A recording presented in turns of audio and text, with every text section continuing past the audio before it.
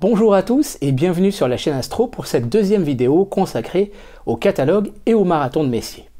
La dernière fois, et si vous n'avez pas vu cet épisode, je vous invite à vous y reporter, nous avons vu quelle était l'histoire du catalogue de Messier, l'histoire du marathon, les principes du marathon, que ce soit de savoir où se placer, quand est-ce qu'on peut faire le marathon de Messier et surtout comment, à savoir quel instrument, etc. Nous avons parlé en particulier de l'impact de la latitude et donc de la date à laquelle vous pouvez faire ce marathon et donc quelques conseils pratiques pour l'observation et pour la nuit, puisque là en l'occurrence nous allons observer pendant une nuit qui va faire pas loin d'une dizaine d'heures. Maintenant je vous propose de voir beaucoup plus précisément objet après objet, la séquence du marathon de Messier. Alors j'ai choisi arbitrairement la ville de Toulouse qui correspond à la moitié sud de la France métropolitaine, dans la mesure où c'est une latitude où le marathon commence à devenir possible. Alors bien évidemment si vous êtes plus au nord, c'est plus difficile, voire impossible de faire les 110. Si vous êtes plus au sud, ce sera bien évidemment plus facile. Et donc je pense à nos amis du Maghreb. Voilà, nos amis du Québec sont à peu près à la même latitude que nous, il me semble, donc vous allez pouvoir vous reporter également à cette vidéo. Et donc aujourd'hui je vous propose de passer en revue avec l'outil, le logiciel Sky Safari. Ce sera un peu la même chose si vous utilisez Carte du Ciel sur smartphone ou Stellarium.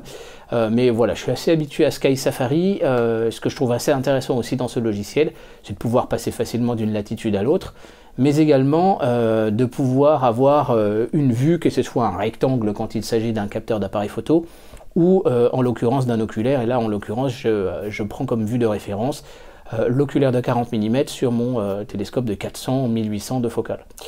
Voilà, et donc pour entrer en matière, je vous propose un petit générique avec mes plus belles photos faites avec le Photostroke et le Sony A7S. Donc le Photostroke, c'est un 200-800.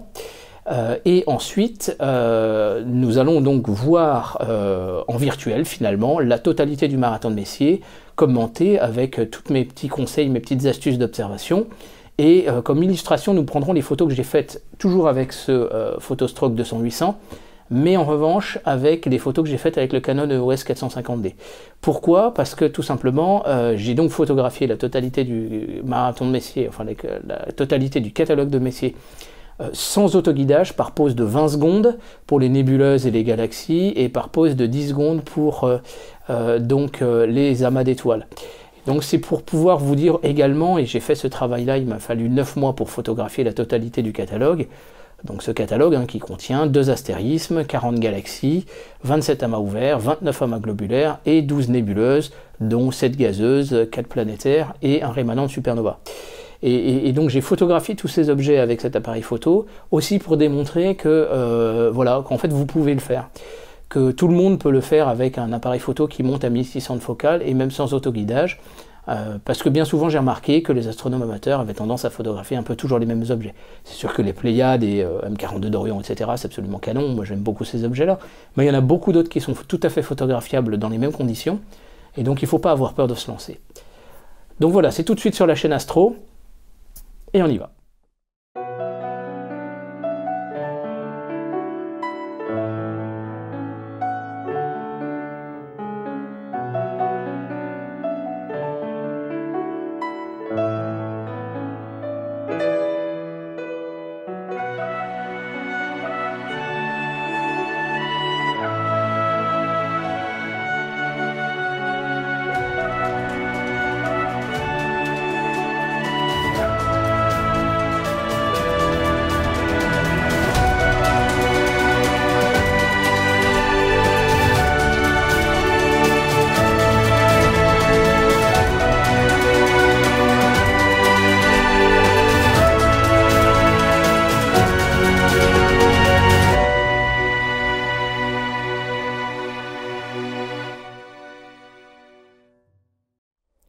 Alors je vous propose donc d'effectuer virtuellement le marathon de Messier pour la nuit du 30 au 31 mars.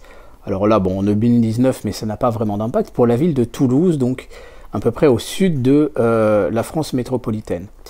Donc on va commencer le marathon de Messier à partir du crépuscule civil.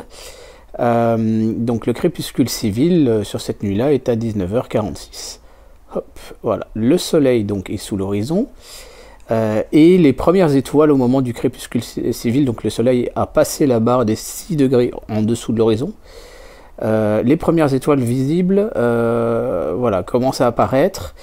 Donc vous pouvez déjà commencer en fait avec quelques-uns des objets les plus brillants ou faire une mise en station si vous faites un marathon de Messier en photo.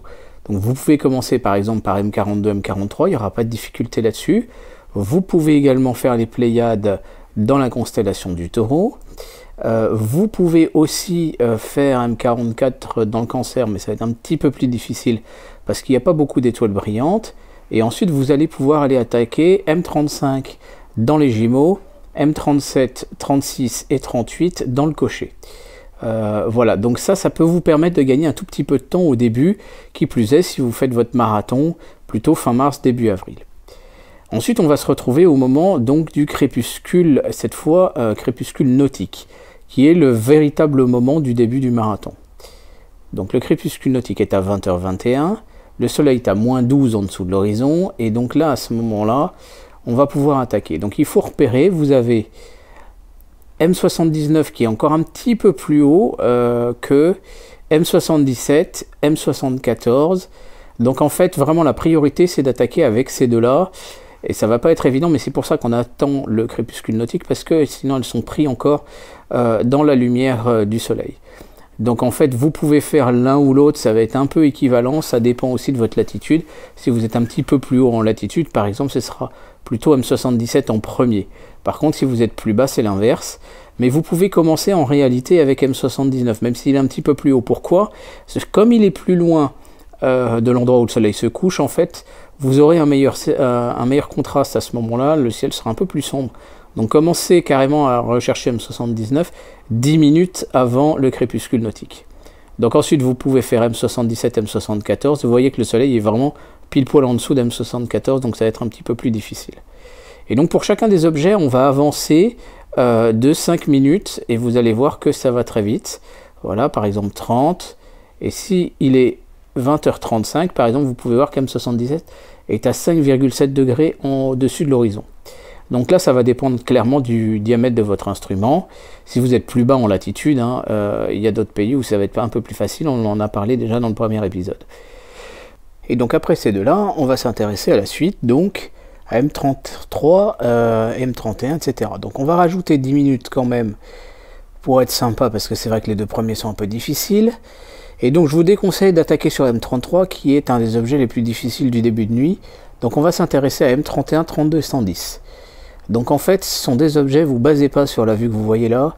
En fait, M31, vous n'allez voir quasiment que le cœur, sauf à partir d'un 300 ou 400 mm, on commence à avoir une petite branche. Donc en réalité, vous allez voir vraiment 3 nébulosités, et M110 est quand même plus faible. Donc repérez bien en faisant des mouvements de droite et de gauche doucement dans quel sens se déplace le télescope, et voilà, essayez de comprendre dans quel sens est l'orientation de votre image, puisqu'il y a un effet de rotation. Donc 180, 135 degrés, ça dépend de votre instrument. Une fois que vous l'avez observé, on va rajouter encore 5 minutes, on va s'intéresser à M33. Là-dessus, il y a un repérage qui est assez simple, vous avez cette étoile brillante ici, et donc vous faites tout simplement la symétrie, et M33 vous la trouverez ici. Elle est assez faible, quand le ciel est très très bon bien sûr et qu'elle est haute, elle est magnifique et on peut voir les spirales avec les gros diamètres, mais sinon vous verrez quelque chose d'assez faible. On rajoute 5 minutes et on va continuer notre marathon. On va aller maintenant s'intéresser donc à la constellation de Cassiopée. Donc on va passer sur la carte suivante aussi, vous avez plusieurs cartes que je vous mets en pièce jointe. Là-dessus sur Cassiopée, vous avez le W, ça vous le connaissez, hein, on le voit assez bien là à l'écran.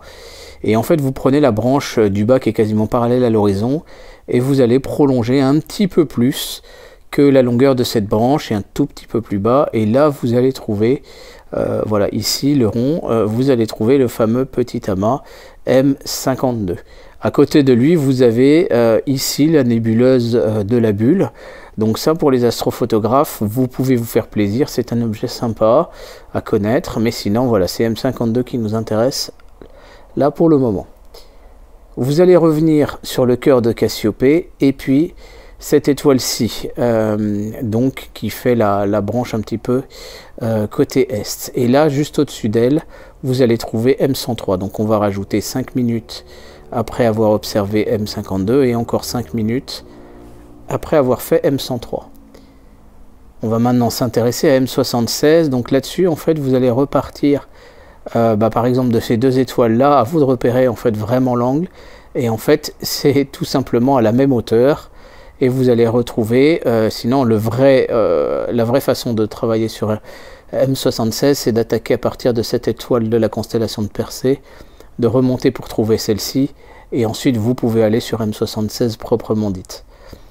Donc c'est une toute petite nébuleuse planétaire, hein, je vous le zoome, hop, c'est vraiment très petit, on l'appelle la petite Altère. Voilà, c'est magnitude 10, c'est un des objets les moins brillants, mais comme il est compact, et il peut se voir, je pense même avec un 200 mm, hein, ça doit pouvoir être faisable. On rajoute 5 minutes encore. On va aller maintenant sur M34. Donc là, M34, c'est un amas ouvert. Et là, vous repérez bien les étoiles de Persée. Et vous pouvez repartir en repère de cette étoile-là d'Andromède et de cette étoile de Persée. Et il suffit de faire à peu près un moitié.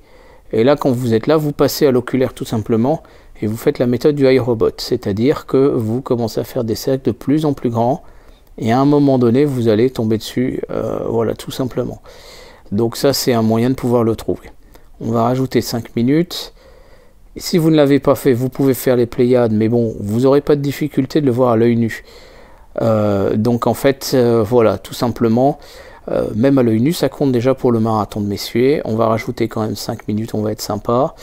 Et là, vous avez Mars à côté de vous. Donc, vous pouvez l'observer si vous voulez. Bon, elle est très petite, hein, mais ça, c'est 2019 uniquement. Les années à venir, après, ce ne sera pas ici. Donc, on ne se base pas trop là-dessus. Vous pouvez voir que donc, on rajoute encore 5 minutes. Vous pouvez voir, et encore, on n'est pas obligé, que M79 est déjà maintenant très très basse et que vous allez avoir commencé à avoir des objets là. Bon, M93 ça reste assez haut, donc vous pouvez maintenant vous intéresser à M42, M43, même si vous l'avez déjà vu avant, ça mange pas de pain de la regarder à nouveau parce qu'elle est vraiment très très belle, et puis là le ciel est bien sombre maintenant, donc ça vaut le coup. Donc là-dessus, ça va pas poser trop de problèmes, on va rajouter juste 2 minutes, par contre on va s'intéresser à M78, et en fait il suffit de partir de cette étoile là, de remonter strictement vers le haut. M78 n'est pas évidente à voir, je vous conseille l'utilisation d'un filtre, au minimum un filtre contre la pollution lumineuse, mais idéalement un filtre de type UHC ou UHCS, et là ça va redonner beaucoup plus de contraste. Vous allez voir deux petites nébulosités, vous n'allez pas voir grand chose, même dans un 300 ou 400 on ne voit pas grand chose. Voilà, et donc là on va rajouter voilà, 5 minutes, on va être sympa. Et donc là maintenant vous avez un choix à faire suivant l'avancée de votre marathon. Vous avez M41 du Grand Chien, si vous regardez, elle est à 17 degrés de hauteur. On a 4 objets qui nous sont conseillés dans l'ordre du marathon en tout cas. Donc vous pouvez les faire comme vous voulez maintenant ou plus tard. Donc l'ordre tel que je le trouve sur internet pour le marathon, bon, ça va être de s'intéresser à M1. Donc là vous pouvez voir que M1, vous allez partir de cette étoile du Taureau. Et la nébuleuse du Crabe se trouve un peu sur sa droite, c'est une petite nébulosité également. Et donc si vous étiez avec un filtre, eh ben gardez-le. On va rajouter 5 minutes. Et là vous pouvez voir en fait que ça commence à devenir de plus en plus bas pour les autres à gauche. Mais vous pouvez faire M35, 37 et 38. Vous pouvez les faire maintenant ou vous pouvez les faire tout de suite. Enfin vous pouvez les faire plus tard. Personnellement je ne le fais pas tout de suite. Donc en fait on va aller s'intéresser à M41. M41 en fait quand vous allez partir de Sirius ici du Grand Chien, vous allez descendre, vous allez trouver donc ces 2 étoiles là, ces 3 étoiles, et ensuite il suffit de prendre un petit peu vers l'est, c'est pas encore trop difficile. On rajoute 5 minutes, et on va s'intéresser maintenant à M93. Celui-là il va être plus difficile parce qu'on est dans une zone qui est quand même assez dense en étoiles, et là il va falloir se repérer. Si vous arrivez à voir ces étoiles là à l'œil nu, vous pouvez vous baser dessus, sinon effectivement en partant d'M41, et en essayant voilà, de proche en proche par exemple, c'est une possibilité. Vous pouvez également essayer de partir de Sirius et d'aller vers la gauche, ça va être très très difficile, mais voilà, ça c'est un objet pas facile à trouver, M93. Bon, il n'est pas extrêmement dense, je vous mets la photo à l'écran, mais ceci dit voilà, il va falloir le faire celui-là.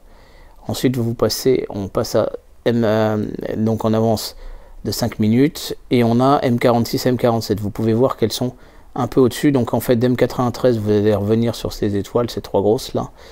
Et en fait on va remonter tout simplement. Là encore de proche en proche, c'est pas toujours évident. Et là vous savez ces deux amas.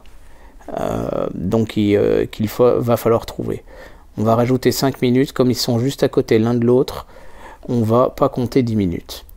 Ensuite, vous devez faire M50. M50, il est par ici, il est là.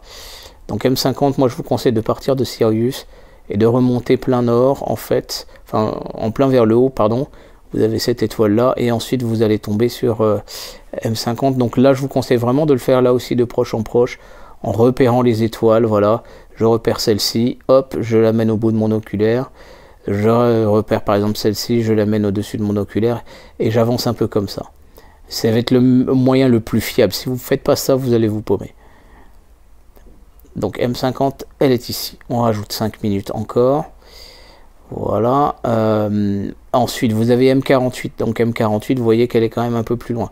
Alors vous pouvez faire M50, M46, M47, remonter sur cette étoile-là, ensuite remonter ici. Sinon, vous pouvez partir de Procyon en fait. Donc de Procyon, elle est ici.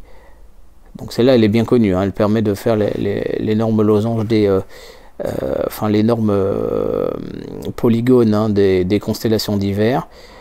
Mais en fait, en se basant donc sur Procyon, là, il va falloir aussi faire de proche en proche. Vous pouvez le faire au chercheur. À un moment donné, vous allez arriver sur M48. Celui-là, il est quand même pas hyper facile, donc je vous conseille de vous entraîner avant le marathon proprement dit. Ensuite, maintenant, on va aller s'intéresser donc aux amas du cocher et à M35 des Gémeaux. Donc M35 des Gémeaux, il n'est pas très difficile. Regardez, vous avez Castor et Pollux qui sont là. Et en fait, vous avez les pieds des Gémeaux et vous avez le pied ouest. Et donc, en fait, vous faites le triangle comme ça et vous allez tomber sur M35. Donc celui-là, hop, on rajoute 5 minutes encore. Et vous allez le trouver, il n'est pas très difficile, il est très lumineux. Ensuite, vous avez M37, 38 et 36. Alors là, c'est à vous de voir dans quel ordre vous pouvez le faire. Il y a plusieurs façons, en fait, si vous voulez de le faire. Vous pouvez vous baser sur bêta du taureau et donc cette étoile de la constellation du cocher. Et en fait, en partant du milieu et ensuite en revenant vers ici, vous pouvez trouver M37. On va rajouter 5 minutes. Et ensuite, vous allez aller sur M36 et M38. Il n'y aura pas beaucoup de difficultés. En fait, M37 est un peu plus dur.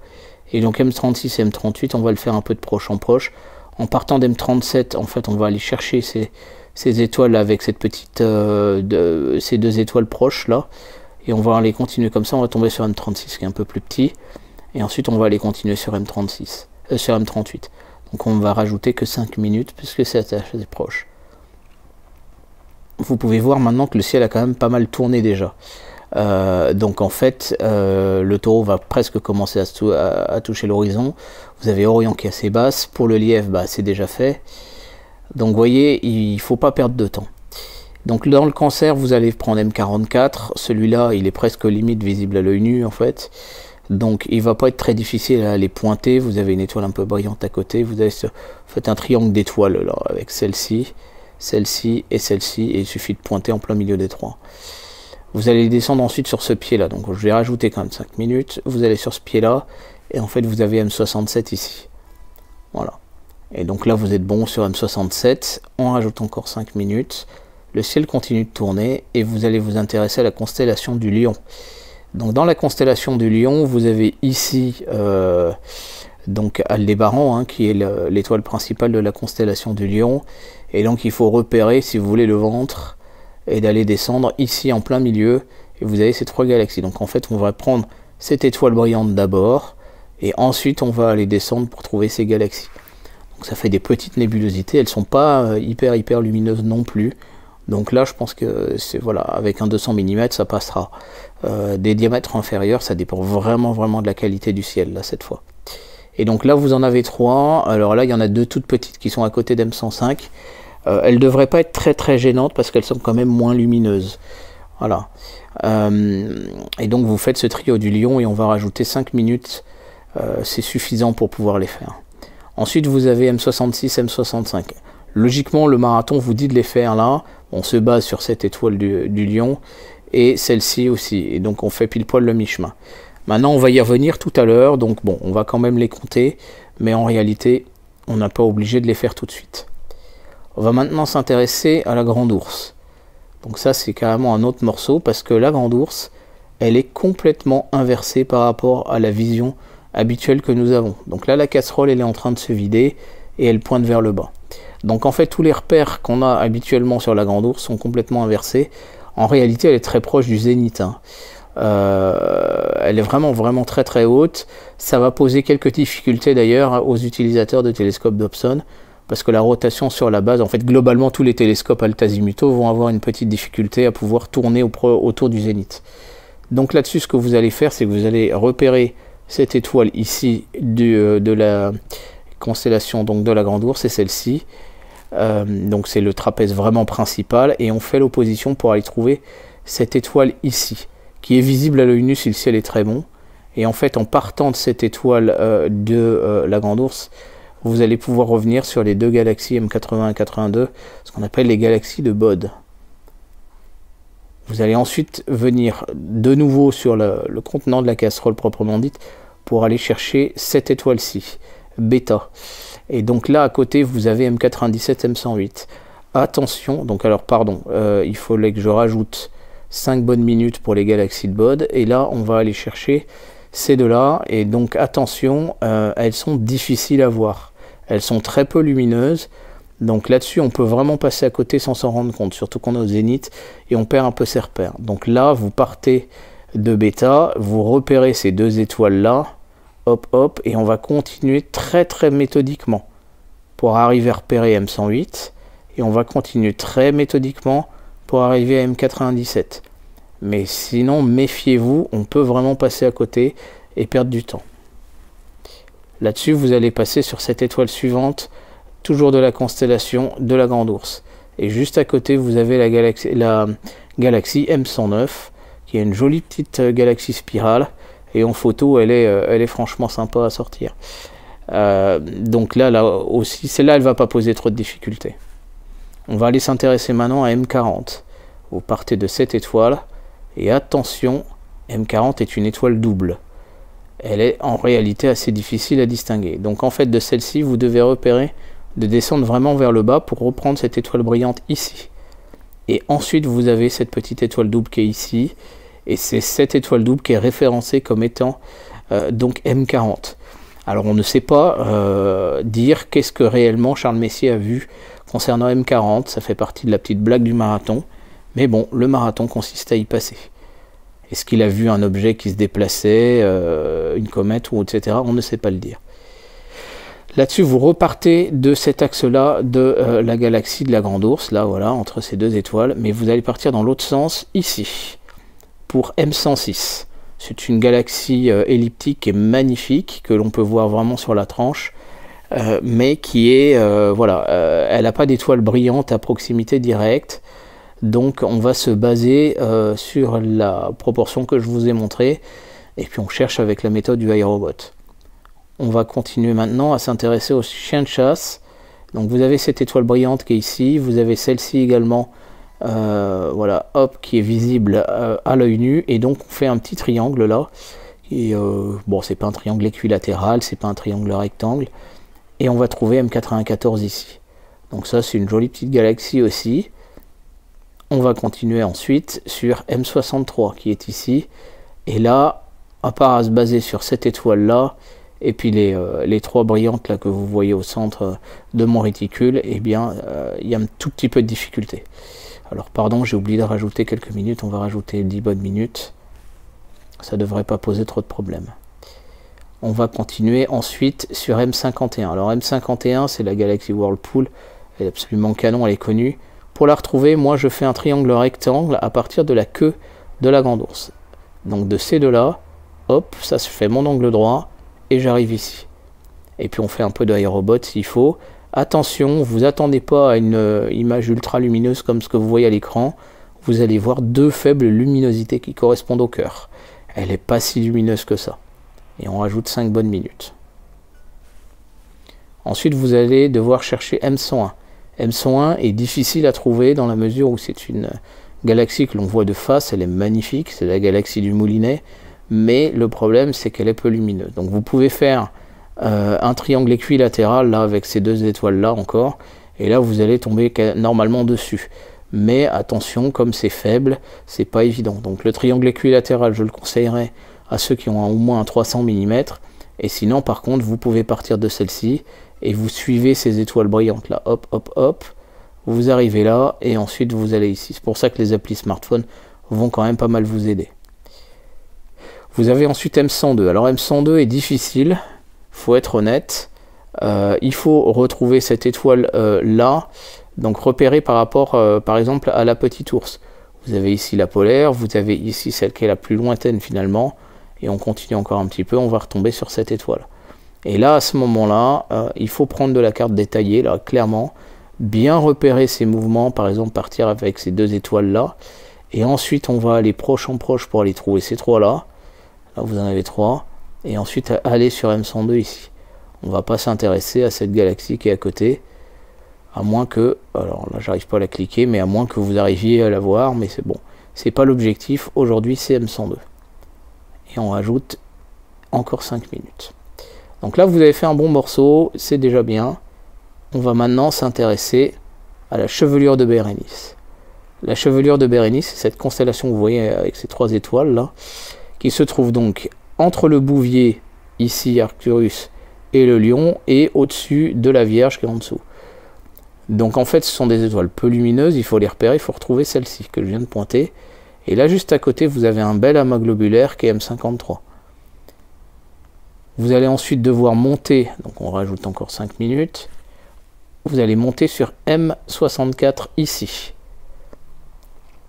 Donc là, on fait un peu voilà, sur le dessus. Si vous arrivez à la voir tout de suite, c'est nickel, sinon vous allez faire un dessus.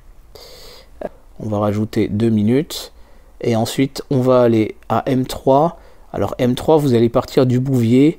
Vous voyez que vous avez, vous faites une triangulation, vous vous basez comme ça, vous pourriez tomber ici avec un triangle exactement rectangle, et c'est là, et là on fait du iRobot, il est très très très lumineux, donc on rajoute que 3 minutes, clairement, il n'est pas hyper difficile. Alors maintenant, vous allez avoir deux objets qui sont éventuellement à faire maintenant. Vous avez M104 ici, vous pouvez le faire maintenant ou vous pouvez le faire tout à l'heure. Certaines listes vous conseillent de faire M68, donc qui est ici hein, dans le corbeau, et M83 de l'hydre, mais moi je vous conseille de le faire tout à l'heure. Donc en fait ce qu'on va faire, c'est qu'on va d'abord s'intéresser à l'amas de la Vierge proprement dit. Et alors, je vous parlais tout à l'heure de M66, M65 dans la constellation du Lion. Donc vous les avez eu tout à l'heure. Donc là, ça va pas être très difficile. Vous repérez cette étoile bêta du Lion et vous faites la symétrie tout simplement. Et quand vous faites la symétrie, vous allez tomber, hop, attention, vous allez tomber sur ce groupe d'étoiles. Voilà. Et il est très caractéristique. Pourquoi? Alors, attendez, je vous le montre bien. Vous avez celles-ci qui sont bien lumineuses et celles-ci qui le sont beaucoup moins. Ce que j'appelle la porte. C'est pour ça que ça fait un rectangle en fait assez long. Et donc c'est vraiment à partir de ça qu'on va travailler. Donc en fait cette porte là, c'est vraiment la porte d'entrée pour l'amas de la Vierge. Et là-dessus, une fois que vous l'avez repéré, vous allez un tout petit peu vers l'ouest, vous avez M98. On revient sur la porte, on va un peu vers le sud, on a M99. Et ensuite vous allez vers l'est, vous avez cette étoile brillante ici. Et vous avez M100 qui est là. Donc c'est vraiment un bon truc. Et on va rajouter 5 minutes pour trouver la porte et 5 minutes pour observer les trois. Il n'y aura pas de difficulté. Ensuite, vous allez monter à partir d'M100. En fait, vous allez monter sur cette étoile ici. Voilà. Donc vous aviez celle-là brillante, M100, cette étoile. Et vous continuez jusqu'à celle-ci qui est encore plus lumineuse. Et ensuite, vous arrivez sur M85. Donc ça, c'est encore une autre galaxie. On va rajouter 5 minutes. Et vous allez revenir, en fait, sur la porte. Comme vous avez fait tout ça sans quitter l'oculaire quasiment, vous allez être bon. De là, vous allez descendre sur M99 de nouveau. Et continuer à descendre ici. Et donc là, vous le faites de proche en proche en vous aidant de cette étoile, par exemple. Voilà, vous la laissez vraiment sur le côté droit Donc, attention à l'inversion de votre oculaire. Vous repérez celle-ci par exemple. Et ensuite, on va descendre sur M83 et M86. Donc ça, ce sont deux très belles galaxies. En fait, non, pas très belles, mais elles correspondent à toute cette chaîne-là qu'on appelle la chaîne de Markarian. Et si vous avez un gros diamètre, profitez-en. On va continuer ensuite avec M87 qui est juste en dessous. Et on va rajouter 5 minutes. Ensuite, à gauche de M87, vous avez 89 et 90 qui sont ici et qui seront assez évidentes de la même façon. Vous avez 88 et 91 qui sont juste au-dessus, qui ne seront pas très difficiles à trouver non plus. Et donc on va rajouter encore 5 bonnes minutes. En dessous, vous avez M58 qui est ici. Et vous avez M59, M60 qui sont ici. Voilà. Donc ça va pas être très difficile une fois que vous avez repéré. Alors concernant toute cette zone qui fait toujours un petit peu peur, qu'est l'aimant de la Vierge, je vous propose cette photo géante que j'ai réalisée à l'occasion des rencontres astronomiques de printemps à Craponne-sur-Arzon l'année dernière. Donc c'est une mosaïque de 20 tuiles que j'ai faite avec le Photostroke et le Sony A7S. À chaque fois c'était 10 minutes de pause et ensuite ça a été un temps de travail absolument monumental pour réassembler tout ce petit monde. Mais ceci dit, ça vous donne de façon assez comparative la luminosité de tous les objets. Et là, cette fois, vous n'avez absolument aucun trait. Donc, ça peut vous donner une bonne idée de bien repérer, quand je vous parle de la porte, etc., de mieux repérer à quoi ça ressemble et à quoi vous attendre, de façon à pouvoir rechercher. Nota bene quand même, la zone nord de cette grande mosaïque est un petit peu voilée par les nuages, donc c'est pour ça que c'est un petit peu plus vaporeux. Mais ceci dit, ça vous donne une très bonne idée de toute la zone et ça va vous permettre de vous aider un petit peu à mieux vous y situer. Donc n'hésitez pas à vous y reporter. Les règles de YouTube sont simples.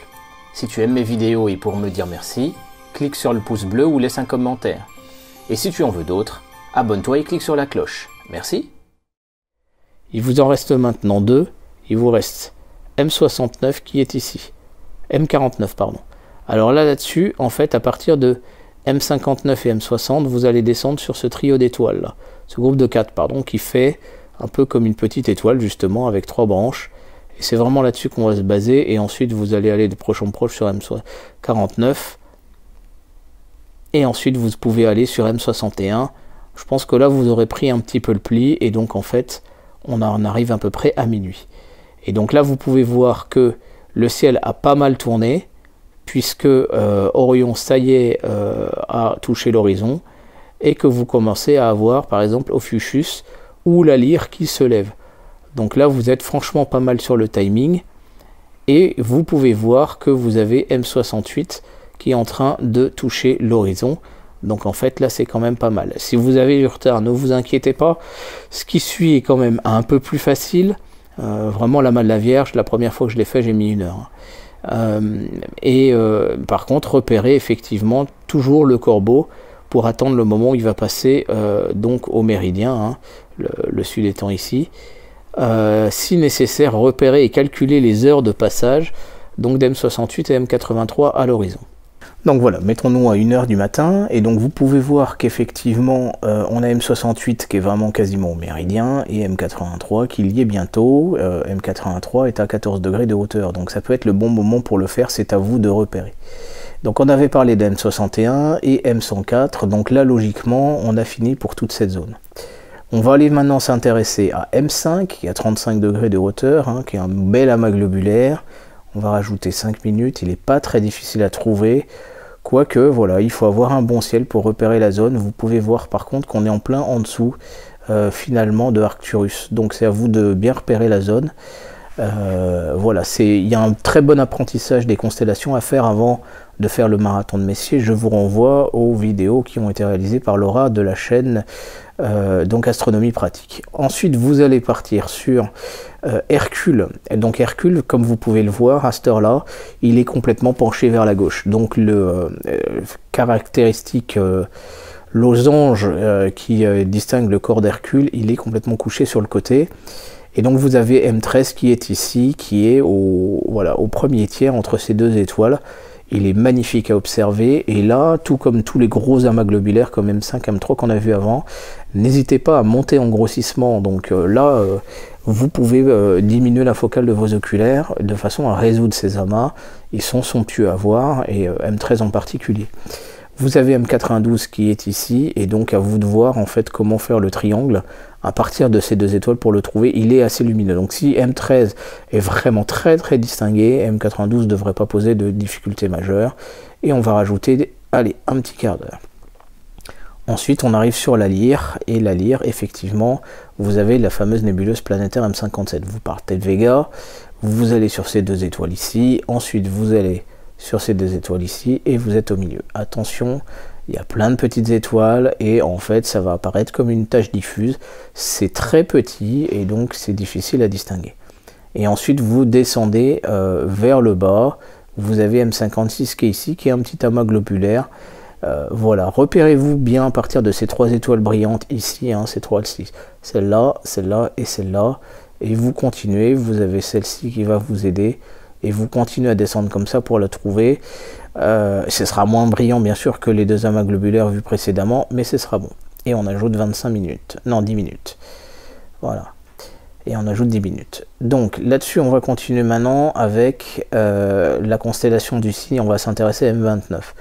M29 est un petit amas très petit et difficile à distinguer du fond, dans la mesure où il y a vraiment beaucoup d'étoiles dans cette zone. Vous partez de cette étoile ici qui s'appelle Gamma du Cygne, et donc vous allez aller ici. Bon, on arrive à le distinguer, mais vous voyez, il ne faut pas s'attendre à beaucoup plus que ça. Il n'y a vraiment pas grand chose dans ce petit amas d'étoiles, donc repérez-vous bien avec les étoiles autour et les cartes détaillées. Vous allez ensuite partir de Deneb ici pour pouvoir aller chercher M39. Vous voyez qu'M39, donc on va rajouter les 5 bonnes minutes. M39 est ici, et là c'est un petit peu plus difficile à trouver. Alors on peut pointer en gros dans la zone quand même, mais à la limite là, avec un bon chercheur, vous allez suivre ces étoiles un petit peu brillantes et tomber là. Vous avez cette zone qui est un peu caractéristique, ou ces trois là qui sont quand même assez caractéristiques. Celle-ci ne devrait pas poser de problème au chercheur, voire à l'œil nu. Et donc là on trouve cet amas ouvert qui est moyennement lumineux, mais enfin qui ne devrait pas poser de problème. On rajoute encore 5 minutes. Et on va s'intéresser maintenant. Alors vous pouvez voir que voilà, le ciel continue de tourner, mais on est encore bien en avance. Donc là, on est effectivement au ras de l'horizon. Peut-être ai-je sous-estimé le temps. Donc on va avancer le ciel d'une heure carrément. Et on va se retrouver là maintenant à aller chercher la flèche. Donc la flèche, comment vous la retrouvez? Vous avez ici vous avez Altaïr de l'Aigle, vous avez ici Vega donc de la Lyre, et vous avez Deneb qui est ici. Voilà. Et à peu près, si vous voulez, un premier tiers, on va dire, hein, entre Altaïr ici et finalement le cœur du Cygne, vous allez trouver ces trois étoiles assez caractéristiques. Donc là, ces quatre étoiles, celle-ci, elles sont visibles à l'œil nu logiquement si le ciel est bon, et ces deux petites là. Et donc entre ces deux là, vous allez trouver M71. Et ensuite, à partir de ces étoiles-là, vous allez remonter sur M27, donc la nébuleuse de l'Alter. Et on va rajouter 10 minutes.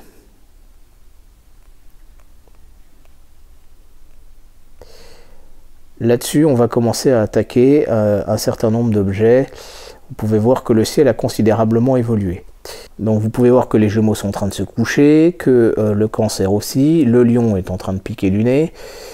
La Vierge, elle va commencer à descendre, et par contre vous avez Ophiuchus, donc le Serpentaire, qui commence à devenir bien visible. Et donc là on a du boulot. Donc en fait vous avez M107, M110, non. Donc là vous avez les amas, effectivement, donc vous allez avoir M107 ici, que vous allez partir à partir de cette étoile brillante là. Ophiuchus, voilà, il faut bien repérer la forme globale des étoiles. Elle se repère bien à l'œil nu, il faut que le ciel soit quand même bon. Mais on y arrive, hein. Et là-dessus, donc vous avez M107 ici à aller d'abord observer à partir de cette étoile-ci. Ensuite, M10 et M12 sont assez difficiles, faut être très honnête, on rajoute 5 minutes, Pourquoi? Parce qu'ils sont exactement de taille identique et ils sont un peu difficiles. Le risque, c'est de les confondre, si vous voulez. Donc en fait, en repartant de ces deux étoiles-là et en partant vers la gauche, vous allez plutôt tomber sur M12. Et ce qui est important, c'est de repérer voilà, les étoiles qu'il y a autour. Vous voyez qu'il n'y a quasiment rien. Alors que M10, vous avez cette étoile brillante qui est juste à côté. Ça vous permet de les distinguer. Normalement, de l'une à l'autre, c'est pas très difficile de passer de l'une à l'autre. Enfin, de l'un à l'autre, ce sont des amas globulaires. Et M14 est ici, donc lui, il est un peu plus dans le vide, mais bon, on y arrive. Hein. À partir d'M110, on va y arriver quand même. Alors, nous allons maintenant continuer. Mais alors, avant ça, on va rajouter quand même un quart d'heure parce qu'on ne l'a pas fait. Voilà, et on va aller sur M9 qui se trouve en plein en dessous de cette étoile bien lumineuse qui ne pose pas de difficulté à l'œil nu. Et donc là, il suffit de descendre en dessous, de faire un petit iRobot, ça ne va pas poser de difficulté. On rajoute encore 5 minutes et là maintenant on va sur Antares, donc alpha du Scorpion. Là-dessus, comme vous pouvez le voir, le Scorpion est en plein en train de se lever. C'est Antares et vous avez M4 juste à côté, vous avez M80 au-dessus. Ceux-là vont pas poser trop de difficultés et on va rajouter 10 minutes. Vous allez ensuite descendre.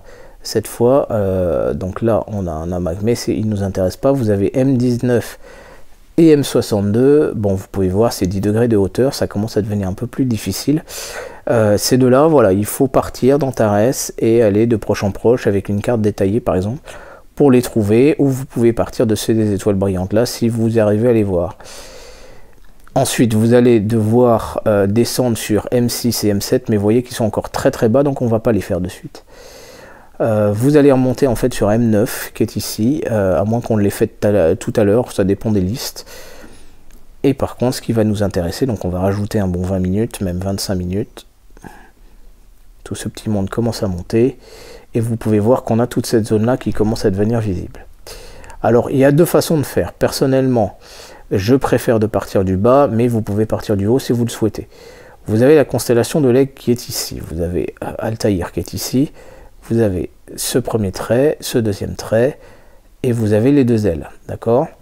Donc en partant de cette première étoile, vous allez repérer ce groupe ici. Et ce groupe est assez caractéristique, pourquoi? Parce que si vous regardez bien, il fait un petit contenant, là, un petit trapèze assez long.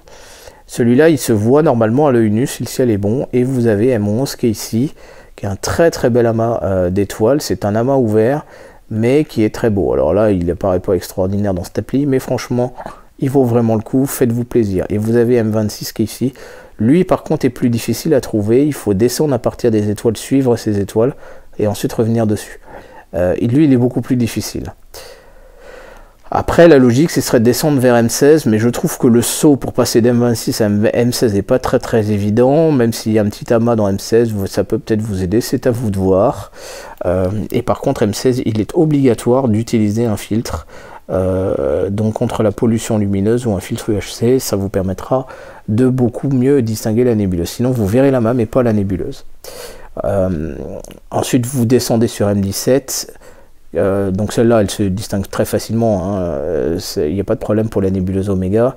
M18, c'est un petit amas. M24, c'est un star cluster. Donc visualisez bien aussi les photos que je vous ai données dans le film sur le marathon de Messier, parce que M24, effectivement, lui est difficile à distinguer, parce qu'en fait, c'est du, on va dire, c'est du bout de Voie lactée.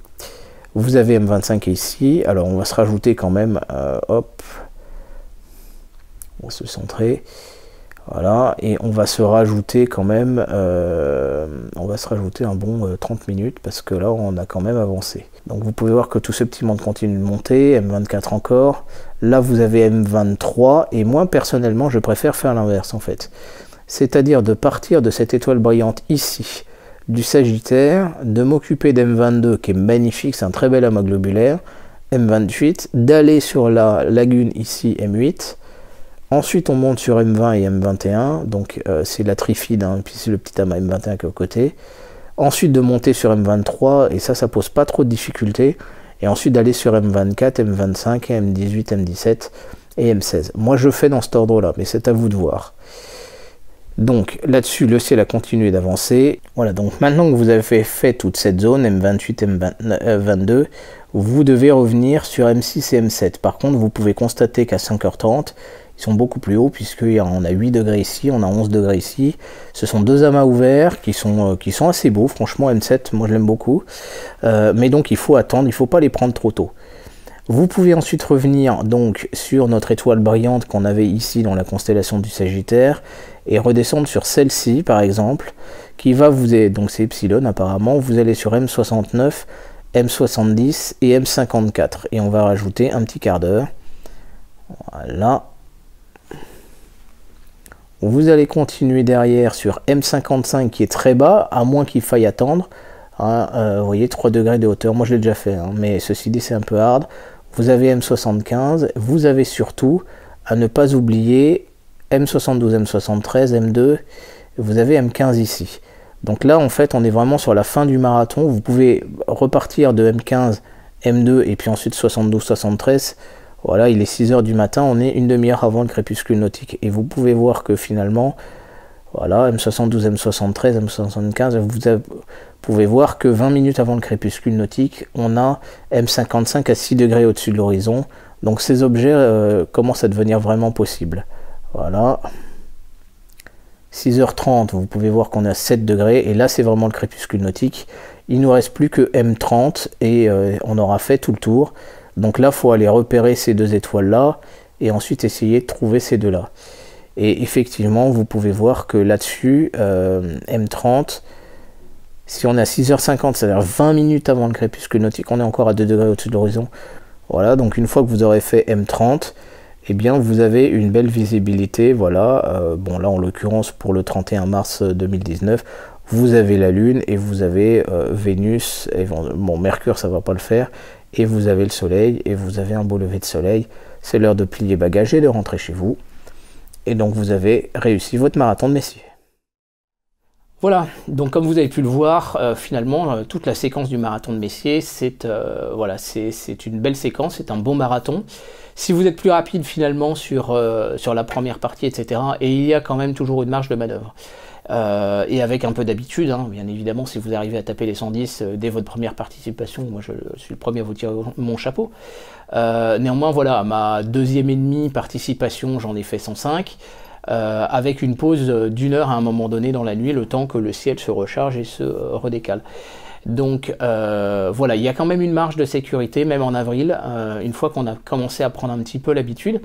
N'hésitez pas à faire connaître cette vidéo autour de vous, à partager vos croix ou des liens vers vos croix, vos photos, etc. dans la description et dans le groupe Facebook qui s'appelle La Chaîne Astro, le groupe Facebook. Je vous remercie encore de votre soutien, de votre intérêt pour la chaîne. Un merci tout spécial à ceux qui ont répondu immédiatement à mon appel quand je vous ai demandé un petit peu d'aide pour trouver un logiciel pour recompresser les images issues de la capture vidéo de l'iPhone, étant donné que voilà, c'est un petit peu particulier. Je vous dis donc à très bientôt sur la chaîne Astro pour des prochains épisodes, des prochains tutoriels, etc. Merci beaucoup encore une fois. Merci et au revoir.